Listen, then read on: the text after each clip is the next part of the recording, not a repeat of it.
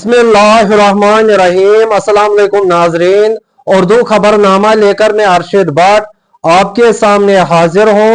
नजर डालते हैं आज की अहम खबरों पर।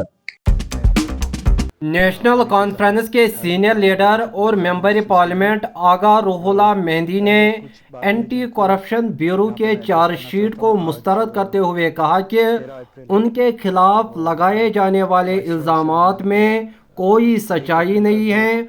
उन्होंने प्रेस कॉन्फ्रेंस के दौरान क्या कुछ कहा, आइए सुनते हैं। दोस्तों को पता ही है कि माहौल कैसा है पिछले सालों से, बिलखुसूस कुछ दिनों से माहौल यहाँ पे और ही ज़्यादा एग्रेसिव होता ही जा रहा है पूरे मुल्क में। बीजेपी का मुसलमानों के हवाले से वक्फ बिल हो या बुलडोज़र जस्टिस हो, और कश्मीर के हवाले से आपको पता ही है। मैं आपके ज़रिए उन लोगों तक सिर्फ इतना ही कहना चाहूँगा कि मुझे खामोश कराने का सिर्फ एक ही तरीका है, और इन जैसे बचगाना हथकड़ों से मैं तो खामोश होऊंगा नहीं।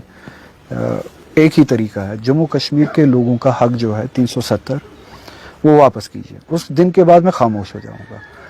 जो पूरे मुल्क में माइनॉरिटीज़ के साथ और मुसलमानों के साथ ज़्यादतियाँ हो रही है, वो ज़्यादतियाँ ख़त्म कीजिए, बंद कीजिए। उस दिन के बाद मैं खामोश हो जाऊंगा। जम्मू कश्मीर की रियासत ने जिस बुनियाद पे एक्सेशन किया है इस मुल्क के साथ, और एक्सेशन की जिन शराइत को आपने तोड़ा, उन शराइत को बहाल कीजिए।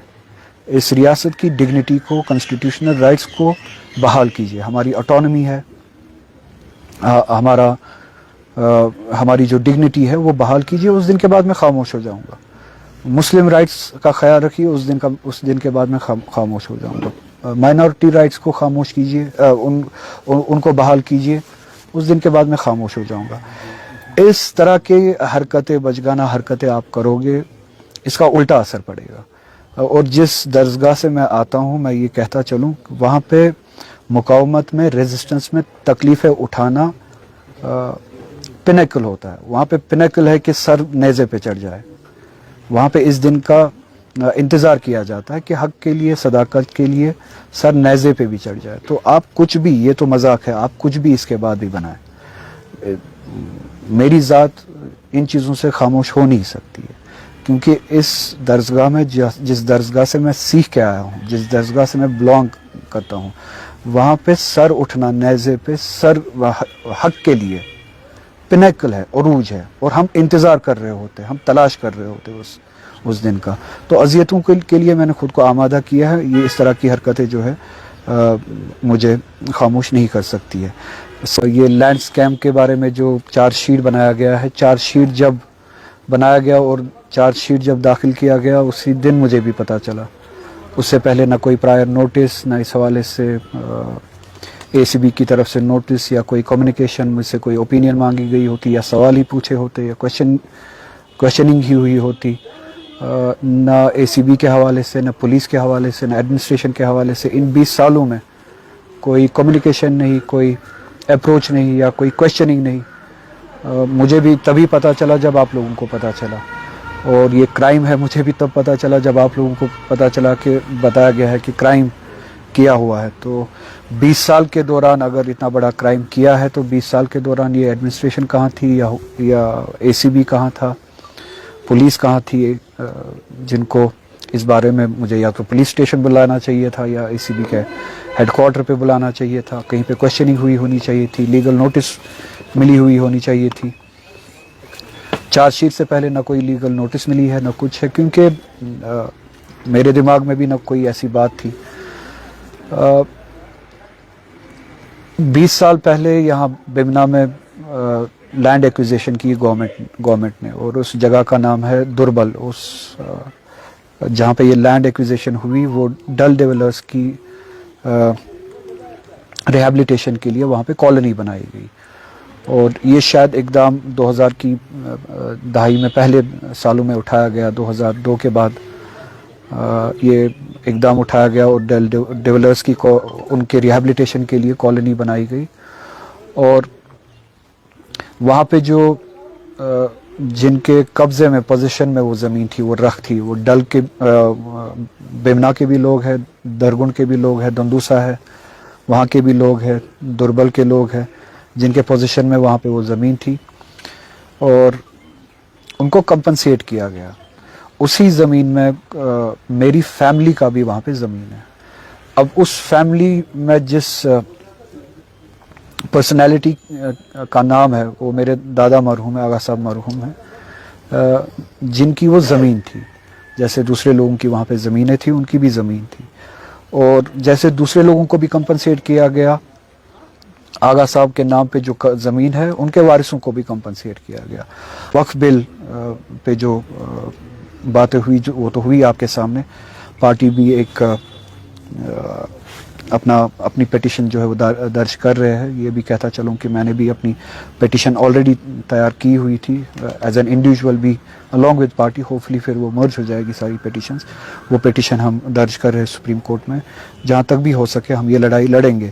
اور یہ صرف سپریم کورٹ اور پارلیمنٹ کی لڑائی نہیں ہے, اس میں لوگوں کو انوالو ہونا پڑے گا طریقے سے, پیسفلی, ڈیموکریٹکلی. ہمیں اپنے حق کے لیے لڑنا پڑے گا. اب یہ ہمارے دین پہ بات آ چکی ہے.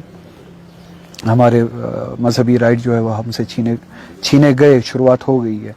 تو ہمیں اپنے حقوق کے لیے, اپنے ریلیجس رائٹ کے لیے اٹھنا پڑے گا. امید ہے کہ لوگ اس کی حساسیت کو سمجھیں گے اور اس لڑائی میں سیریس ہوں گے. اپنے حقوق ڈیموکریٹک جو ہے وہ فائٹ جو شروع ہوگی اس ریاست سے بھی اسی طرح جس طرح سے باقی ریاستوں سے بھی لوگ کوشش کر رہے ہیں, اپنی اوپینین بنا رہے ہیں اور سٹرگل کر رہے ہیں اس بل کے خلاف, وقف بل کے خلاف.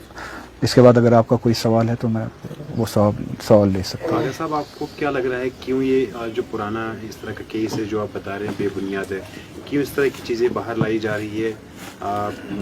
سرکار کے دوارا کیا انٹرسٹ ہو سکتا ہے؟ جیسے کہ میں نے کہا کہ 20 سال پہلے ایز پر دا چارج شیٹ مجھے تو اس سے پہلے ایک نوٹس بھی نہیں آئی ہے, ایک فون بھی نہیں آیا پولیس اسٹیشن سے. آج تک مجھے اس بارے میں کچھ نہ پتا تھا نہ انڈیکیشن تھی. 20 سال تک اگر یہ کیس چلا آ رہا ہے تو ابھی تک تو اس پہ کوئی کارروائی ہوئی ہونی چاہیے تھی. لوگوں سے ہمیں نوٹس ملی ہونی چاہیے تھی, ہم سے سوال پوچھا گیا ہونا چاہیے تھا.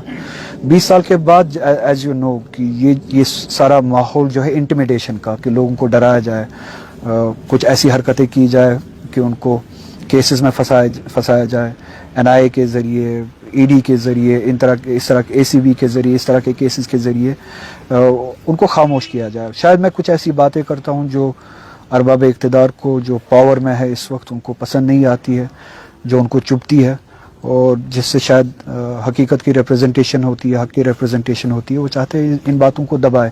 تو اسی چیز کے لیے شاید وہ سمجھتے ہیں کہ جیسے دوسروں کو ایسے کیسز سے دبایا جا سکتا ہے, اس شخص کو بھی دبایا جا سکتا ہے. مگر یہ ان کی غلط فہمی ہے.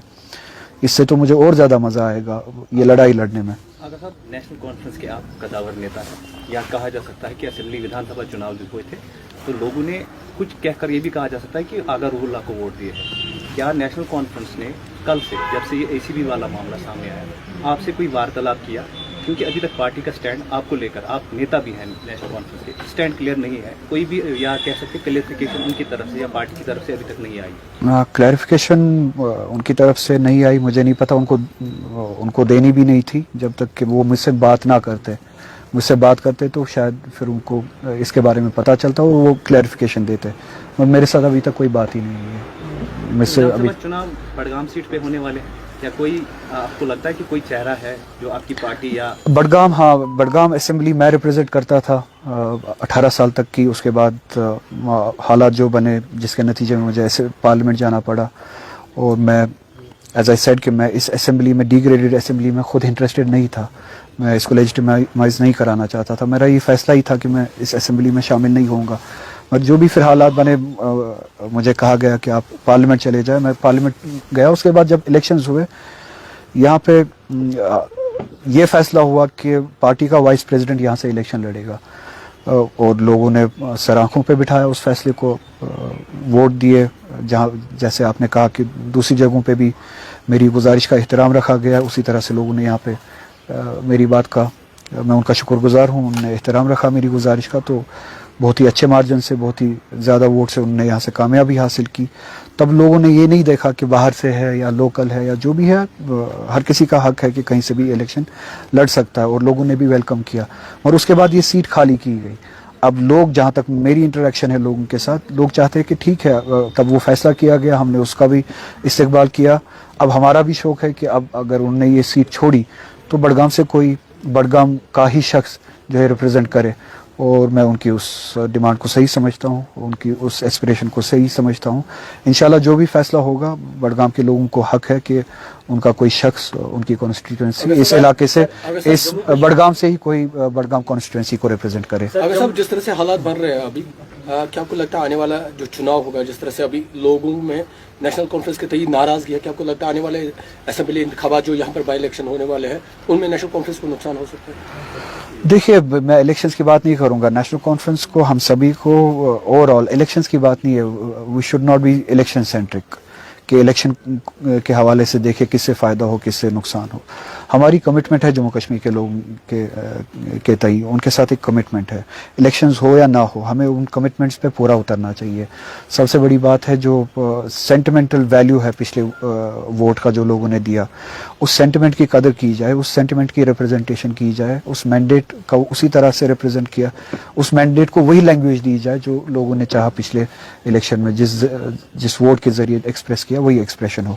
तो ओवरऑल जो है, इलेक्शंस हो या ना हो, हम सभी को चाहिए कि लोगों के साथ जो हमारे कमिटमेंट्स हैं, जो ट्रस्ट दिखाया पिछले इलेक्शन में, उस ट्रस्ट का जो है एहतराम करे और उसी तरह से काम करे जैसे लोग चाहते हैं।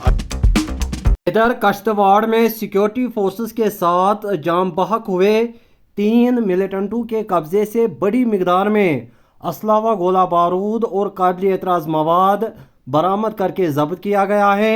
दिफाई तर्जुमान के मुताबिक जंगली इलाके में तलाशी ऑपरेशन जारी है। अलावा अजीम महकमा मौसमियात की एक इत्तला के मुताबिक आने वाले 24 घंटों के दौरान वादी में मौसम खुश्क और गर्म रहने का इम्कान है।